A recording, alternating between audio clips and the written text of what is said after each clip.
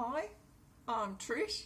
I feel a bit like shit and I don't feel like making a video, but I will because I had to go to the shops today, so I'll put makeup on and it doesn't happen too often these days, so I thought I'm going to use the makeup to make a video because I'm vain, really vain. I like to look pretty on video. I like to try. And I wish everyone could see the setup I've got going here because I use my phone for the videos.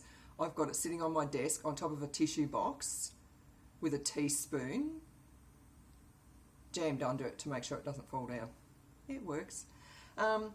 So this is about my hysterectomy. I'm 3 weeks post-op today and I'm feeling shit because if you've watched any of my other videos, you'll know that I'm shit at actually resting as long as I need to. At least I have waited. This is the second time I've overdone it. I now waited almost 3 weeks till the first time I overdid it. And when I say overdid it, I think I went to the shops and an appointment, and then I went, no, I didn't even do that. I went for a walk on the pier at night for the sunset because I really love doing that and I've really missed it. And then I came home and actually I got the shits because my daughter has been feeding me. She's been driving me around to appointments. She's been making me teas and cordials and helping me when I've had to shower, when it was difficult for me. She's been doing all of that. She doesn't clean the kitchen.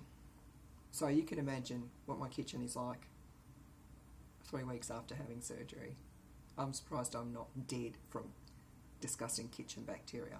So I cracked the shits the other night and I went in and I just took rubbish off the benches and put recycling in the bin and just stacked some dishes. Now I'm supposed to be allowed to lift up to 3 to 4 kilos up till 12 weeks post-op, and then I'm free for all. I can do what I want. And I was not lifting 3 or 4 kilos of dishes. It was like the dishes that I stacked. It was like 4 small plates and maybe 4 bowls. That was it. And I woke up the next morning. I felt like, and I forgot to have a nap that day. I didn't do the thing where you're supposed to lay down flat on your tummy. I didn't do that either.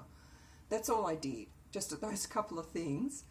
And when I woke up the next morning, and it was a very cold morning, but I don't normally wake up cold. I woke up cold, so I think I might have been running a little bit of a temperature. With my fibromyalgia, that's nothing unusual for me. I very often wake up feeling like I'm running a fever. And I didn't even take my temperature. I should have, in case I had an infection, which I obviously didn't. But I felt like someone was actually stabbing me inside my vagina. It was a little bit unpleasant. But that was it, just unpleasant. It wasn't that bad that I needed to take painkillers or anything. I just laid in bed for a bit longer. And today, genius me, I got up and actually, put makeup on and went to the shops for, I don't know, it was over an hour because we had to pay $2 for parking. We ticked over the hour. Somewhere between 1 and 2 hours. And I really did go too far. We went to Kmart and then they didn't have a nice enough notebook for me, so I said, let's go up to Typo. So we went for a walk up to Typo, and then of course we had to go to Lovisa, where I had to buy more rings because I love those cheap junky trinkets. It was 5 for $13, and there was a peace sign one which I've been looking for ages. And then we went and we had lunch. We went to the newsagents. I finally got myself a cross-stitch magazine so I can have a break from stitching my Van Gogh and stitch something mindless for a few weeks. And then the supermarket. And I pushed the trolley. We only get a small trolley, but I pushed the trolley for the first time since I've had my surgery, very carefully. And we were kind of almost finished, and Zoe, that's my daughter, she said to me, Mum, you don't look so good. Do you want me to push that trolley for you? And I said, I'm in a bit of a bind now because I don't think I can stand up without the trolley for support, but I'm not sure if I can keep pushing it. So I had to keep pushing it, otherwise I was worried I was going to actually fall down. I've really, really, really overdone it today. I'm actually cramping all up the sides of my tummy and down low in my pelvis, and I wouldn't be surprised if I'm actually bleeding tomorrow when I get up. But as long as it's only light bleeding and I only bleed for tomorrow, I'll be fine. Or I might not, I don't know. I do expect to be in pain though. So I'm going to make this video. I'm going to lay down flat on the couch for an hour and I'm doing nothing today. I've got a repairman coming tomorrow to look at my dishwasher, so I've got to get up early for that, but I'm not going to be doing anything other than putting makeup on. Tradie coming into my house. Of course I'm going to put makeup on. So yeah, the update. I don't think I've done an update since about a week or a week and a half. I can't remember, and I meant to check before I made this video, but I forgot, so I'm winging it. It's been quite rough actually. If you don't know, I had a sleeve gastrectomy done on the 15th of May, and then on the 11th of July, so a smidgy under 2 months later, I had the hysterectomy, which was done keyhole and then everything pulled out through my vagina. So I've only got the 4 small cuts plus the 5 small cuts from the sleeve gastrectomy, but they were both major surgeries, and having them back to back like that, you'd think that 2 months was plenty of time to heal and then go into another surgery, but it's really, really, really not. And I had a lot of problems after the sleeve gastrectomy that were barely starting to come good before I had the hysterectomy, but I was in a position where I'd been bleeding for so long and bleeding so much, and you know, my hemoglobin was dropping, my iron was low. I really had to have the hysterectomy. So I'm not going to rehash all the problems I had after the sleeve, but since I've had the hysterectomy, I think actually the last video I made, I think I mentioned that I hadn't slept for more than a couple of hours for the previous 2 nights, so I was very, very tired. And I must have finished making that video, and then I laid down on the couch to try to have a sleep, and I couldn't sleep because my back, I had very, very extremely bad lower back pain. And it started on across both sides of my lower back, and then it just centered in on the right side, and it was coming up sometimes like over my hip, and then down the front into a low down in the pelvis. It was absolutely awful. I've never had back pain like it, and I've lived with 3 bulging discs since my teenage years. So yeah, so I'd laid down after I made that video last time, and I think that might have been at about, I think it was less than a week after surgery, and I apologise if I'm wrong. I was on the couch and I was trying to sleep and I couldn't, and I had a hot water bottle, couldn't sleep. The pain was just horrific, and I'd already tried on previous nights taking 1 endone with Panadol. That didn't work. The next night I tried a couple of Valium with Panadol because I thought if it's muscle spasms, the Valium will get rid of that. That didn't work, so I ended up, I think it was about 6 or 6:30, and I started crying. I was just so frustrated, in so much pain. I was so tired, and my daughter came out, and I said to her, you've got to take me up to the hospital. I can't deal with this. So she took me up to emergency for the 3rd time in 2 months, just up at my local hospital up at Frankston, and we went in there, and I was in so much pain I could barely stand, and I was just crying. And I mean, look at me. I wear bright colour clothing, and I wear bright makeup. I've got glitter on my eyelids today. That's normal. I've got glitter on my nail polish. I've got purple fucking hair.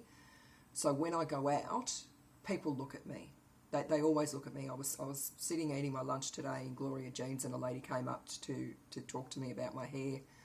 When we were walking back to the car, kids look at me, and I swear to God, they think I'm a mermaid or something. I really catch kids' eyes. They're just sort of like wow, and they say stuff to their parents. They don't say anything to me, but they go to their parents, look at that lady with purple hair, and then the parents get embarrassed and everything.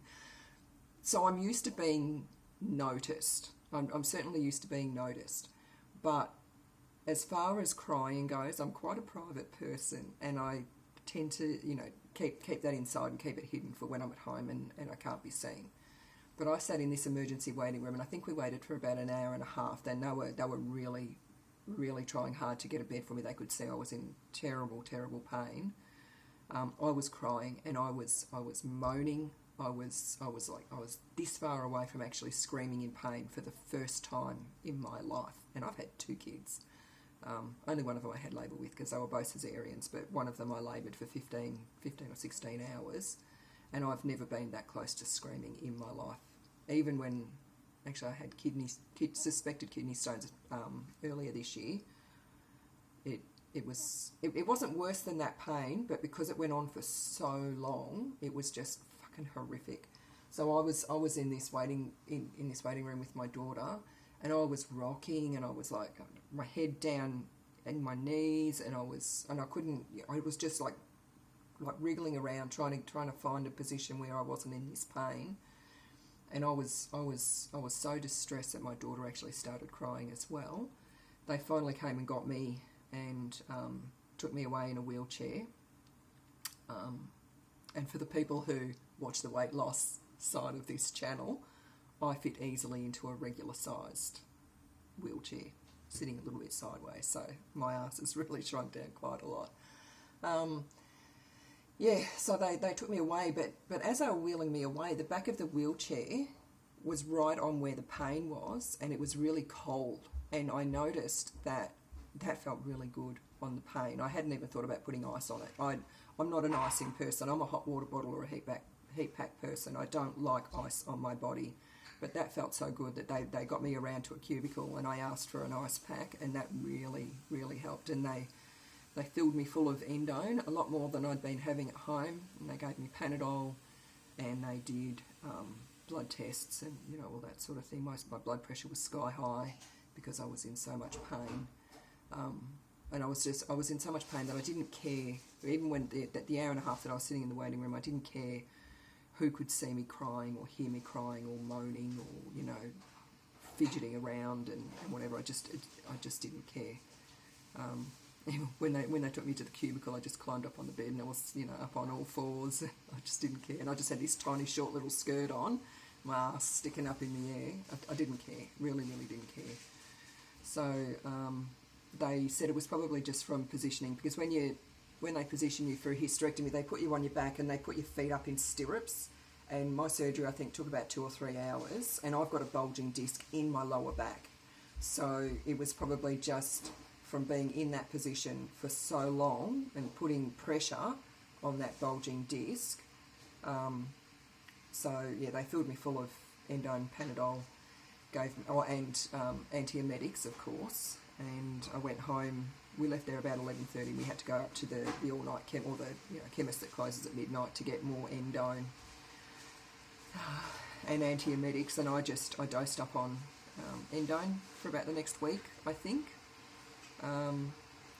While I was in there with the blood test, they discovered that 4 of my liver enzymes were quite high, and they're pretty sure that's just a combination of the antibiotics they gave me before surgery, all the drugs they gave me during surgery, and all the Panadol that I'd been having on a regular basis. I had my liver function tested again a week later, and it's still high, but it's coming down. So, and I haven't had any painkillers for probably about a week now, I think. Because I'm not a fan of taking any medication that I don't have to take. I took the endone for a few more days, but I've still got like half a box there. And I haven't even had Panadol now for several days. And I've got no more pain. I get a little bit of an achy lower back, but that's not unusual. And I've been sleeping fine, so that's all good. Other than that, I haven't really had any other problems. I've had, I wouldn't call it a discharge, but sometimes I think it's just maybe a little bit of old blood coming away, because it's just this slightest tinge of brown. And like as a woman, you have discharge anyway. That's your life. When you have a vagina, you have discharge. But it's just, and it's not even every day. I'm not even using panty liners. That's how little it is. Just the tiniest little bit. It doesn't smell weird, so I'm just keeping an eye on it. If it increases or it starts to smell funny, I'll get it looked at. But it's been pretty. Other than being quite tired and really having to rest all the time. I really don't like resting. It's been okay. I had an iron infusion a week ago, because they tested. Oh yeah, that's another thing that they tested when I was in the hospital. They tested my. So my daughter's making me a cup of tea. They tested my iron levels as well as my hemoglobin. Actually, they didn't test my iron because that takes a little while. They tested my hemoglobin, and my hemoglobin had dropped down to, I don't remember, but they said it was low, and it was most likely a combination of all the bleeding I did before surgery, and then I lost 400 mils of blood during the surgery. So they said to go to my GP to get the iron infusion. So I went the next day because I had to see a different GP for that, and he wanted to test my actual iron levels and my hemoglobin again to see what they were. Can't remember the exact numbers, but I think my hemoglobin was quite low. I want to say 7, 8. I can't remember, so I'm not going to say. I can't remember. There's just so many numbers in my head of all the blood tests I've had. But my iron was down to 3, which is really, really low. I think it's got to be over 15 or something. The lowest it's ever been that I've seen before was 8, and it was down to 3. I think my saturation was okay. My saturation or transferrin, one of them was okay. One of them was really, really low. And my ferritin was 15 or 23. Everything was really, really low. I was running out of blood. I had no oxygen in nothing to carry oxygen around my body. So this GP said, yeah, come back tomorrow, we'll do an iron infusion. So I had the iron infusion. And that's the 3rd iron infusion, hopefully the last iron infusion I ever have. And they always make me feel a little bit shitty for a week or two afterwards because they don't work straight away. They don't even completely work for about the first 6 weeks. So for the first week I felt pretty crap, like really just really, really crap. But I'm 2 weeks out now from the iron infusion, almost 2 weeks out, and I feel great. I walked down. My daughter's been taking the bins out each week because they're too heavy for me to take out with my weight lifting restrictions. And I was already in bed, and she's messaging me from the front yard saying, "Mum, there's a cockroach on the bin," and I'm like, brush it off. Just brush it off. It's just a cockroach. But neither of my kids like cockroaches. They're really weird about cockroaches. So I climbed out of bed. Thanks, miss. Yeah. She calls me Mim Mum. It's too cute. So I climbed out of bed. No shoes or socks. Just in a jumper and undies. And so I went out. I thought, I've got to deal with this. So I took the broom out. And by that time, she'd already got rid of the cockroach. So I walked down with her with my jumper and undies, no shoes. My feet were frozen. Walked down the driveway with her to just keep her company, putting the bins out. It was really late. And then I came back up the driveway. I live in a block of 3 units, and I'm the unit right at the back, and it's up on just a tiny little bit of a hill. It's not flat. And before I had my iron infusion, that walk would have just about killed me. I would have been so out of breath and just exhausted from it. Did that the other night, came up and wasn't even out of breath. So it's when I'm getting out of breath walking up my driveway or walking up steps or anything like that, even though I haven't really been able to properly exercise I did go back to the gym after being sleeved, but I wasn't able to get back into things really properly. I haven't exercised properly for about 3 months now. I've still got enough residual fitness that when I'm getting puffed out, it's got nothing to do with my fitness and just everything to do with being so very, very, very low in iron. So that's a big difference that I've noticed since having the iron infusion, because I certainly haven't been exercising, haven't been doing anything with my fitness. So that's all. That's my update. I'll show you my scars because they're healing really well. I didn't get any infections in them. When I was in emergency, they took the stitches out. I think it must have been day 6. Only one of them pinched a little bit. I had like crusties in my belly button, and because all the rest of my belly, because it's all flat, I can wash that when I'm in the shower, but it's hard to get into your belly button to clean it properly. And I'm saying that in case everyone thinks I'm gross when I say what I'm about to say. So I was sitting the other day, just trying to clean the crusties out of my belly button, because it just looks revolting. And so I there was one little bit of crusty, and I don't mean scabs, I just mean crusties, just dry skin, because I don't pick scabs off. And so there was this one really little crusty bit of skin, and I sort of got it, and I like went to sort of pull on it, and it just kept coming and coming and coming. And I thought, what the fuck is it? It was a stitch. It was a stitch. It must have been like an internal stitch that was working its way out. And it was about 2 centimetres long. It was one of the best post-surgical things that's ever happened to me in my life. I went and showed my daughter. She was revolted. I thought she was going to vomit. I thought it was fantastic. Coming from the girl who, when she had her appendix out 2 years ago, had the same thing happen, and she thought it was wonderful. So I'll show you my belly. Oh, you can see how well I've healed after only 3 weeks. Oh, and I'm excited because I've got to wear a belt with my jeans again. It's all the little things. And yes, I do tuck my singlet into my undies.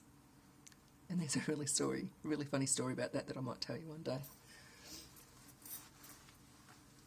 Okay, so I've got, if I can even see them, one here. You can see that's healed pretty nicely. I cannot, in all honesty, even see where they cut me in my belly button. I think it was vertical from where the stitch was, but I'm not really 100% sure. I just can't see. And then I've got, I think they made that one. Or maybe that one. No, that one feels fresher. I don't know. One of those. I don't even know because I've had that many bloody surgeries. This one, or this one was from the hysterectomy. And then, I don't know, there was another one. Maybe this one down here. But that's my belly now.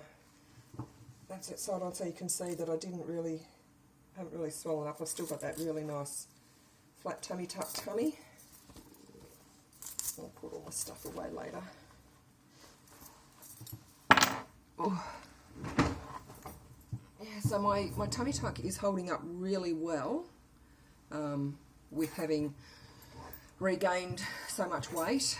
I think I regained about 40 kilos. And I've lost 24 of those, a little bit more than 24 of those. So my tummy tuck has held up really, really well. My tummy held up really well with all of the swelling from the, well, when I say swelling, I didn't really swell. I just got a little bit lumpy, but I did wear a binder for the first 4 days. And then I got a bit bored with it, and I wasn't swelling, so I stopped wearing it, and my back was hurting, and so so I got a little bit lumpy, but I've not had any real swelling or any real bloating from the hysterectomy.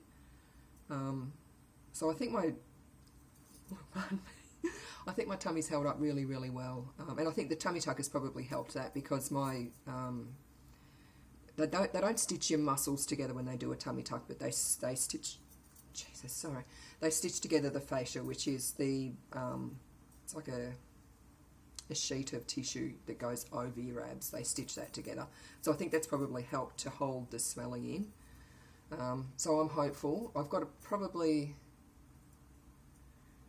around about 15 or 20 kilos to go till I'll be like roughly where my goal weight is at this stage. So I'm hoping that my my tummy tuck will hold up with about another 15 kilos weight loss. Hopefully it will. I think it will. I think I'm being very, very lucky with this. And that's it. I have my post-op appointment with my gynecologist in just a smidgy over 3 weeks' time. So I'll make another video then, or if anything happens, I'll make another video. For now, I'm going to the couch.